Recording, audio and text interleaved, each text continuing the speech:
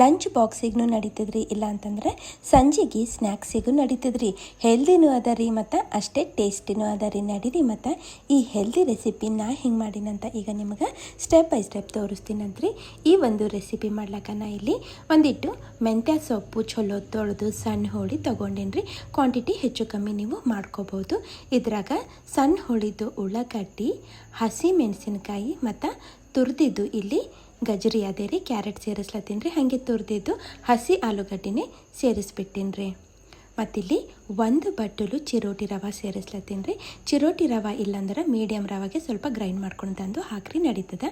ಒಂದು ಕಾಲು ಬಟ್ಟಲು ಕಡ್ಲಿ ಹಿಟ್ಟು ಸೇರಿಸಿನಿ ರೀ. ಮತ್ತು ರುಚಿಗೆ ಬೇಕಾದಟ್ಟು ಉಪ್ಪನ್ನು ಹಾಕ್ಬಿಡ್ತೀನಿ ರೀ.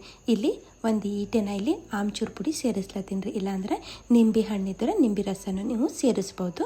ಈಗ ಎಲ್ಲ ಒಣದೆ ಒಂದು ಸಲ ಕಲಿಸ್ತೀನಂತ್ರಿ. ಹಿಂಗೆ ಕಲಿಸಾದ್ಮೇಲೆ ಈಗ ನಾವು ಸ್ವಲ್ಪ ನೀರು ಹಾಕೋತಾ ಒಂದು ಥಿಕ್ ಬ್ಯಾಟರು ಇಲ್ಲಿ ರೆಡಿ ಮಾಡ್ಕೋಬೇಕಾಗ್ತದೆ ರೀ. ಭಾಳ ಅಳಸ ಮಾಡ್ಲಿಕ್ಕೆ ಹೋಗ್ಬೇಡ್ರಿ. ನಾ ಇಲ್ಲಿ ಹೆಚ್ಚು ಕಮ್ಮಿ ಏನು ಮಾಡೀನಿ ರೀ ಅಂತಂದ್ರೆ 2 ಬಟ್ಟಲು ನೀರು ಬಳಸೀನಿ ರೀ. ಅಷ್ಟೇ ಸಾಕ್ರಿ, ಜಾಸ್ತಿ ನೀರು ಹಾಕ್ಲಿಕ್ಕೆ ಹೋಗ್ಬೇಡ್ರಿ. ನೋಡಿರಿ, 2 ಬಟ್ಟಲು ನೀರು ಹಾಕಿ ಇದಕ್ಕೆ ಚಲೋ ಕಲಿಸಿ ಏನು ಮಾಡ್ತೀನಿ ರೀ, ಒಂದು 2 ಚಮಚ ಎಣ್ಣೆ ಚಂದ ಬಿಸಿ ಮಾಡಿ ಅದ್ರಾಗ ಸಾಸಿ ಜೀರಿಗೆಗಳಿಗೆ ಹಾಕ್ಬಿಡ್ತೀನಿ ರೀ. ಮತ್ತು ಈಗ ಇದ್ರಾಗ ಬರಕ್ತೀನಂತ್ರಿ. ಬರಕಿ ಇದಕ್ಕೆ ಒಂದು ಮಿಕ್ಸ್ ಕೊಟ್ಬಿಡಮಂತ್ರಿ.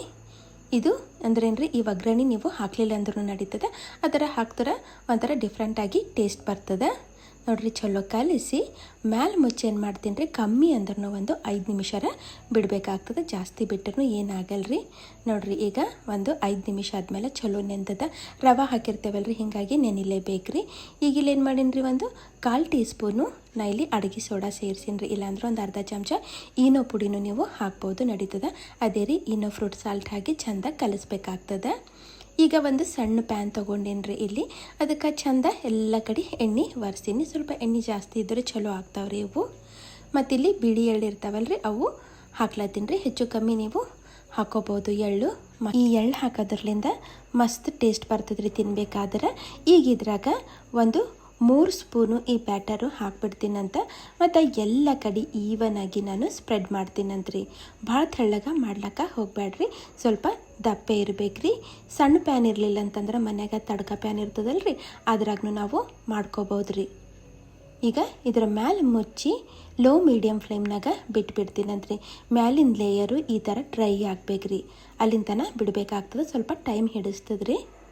ಈಗ ಇದಕ್ಕೇನು ಮಾಡ್ತೀನಿ ರೀ, ಒಂದು ಪ್ಲೇಟಿನಾಗ ಹಿಂಗೆ ಫ್ಲಿಪ್ ಮಾಡ್ಕೋತೀನಂತ. ಮತ್ತು ಈ ಮಗ್ಗುಲಿಗೆ ಬೇಯಿಸ್ಬೇಕಲ್ಲ, ಹಿಂಗೆ ತಂದು ಇದ್ರಾಗ ಹಾಕಿ ಮತ್ತೇನು ಮಾಡ್ತೀನಿ ರೀ, ಸ್ವಲ್ಪ ಹೊತ್ತು ಬಿಟ್ಬಿಡ್ತೀನಂತ.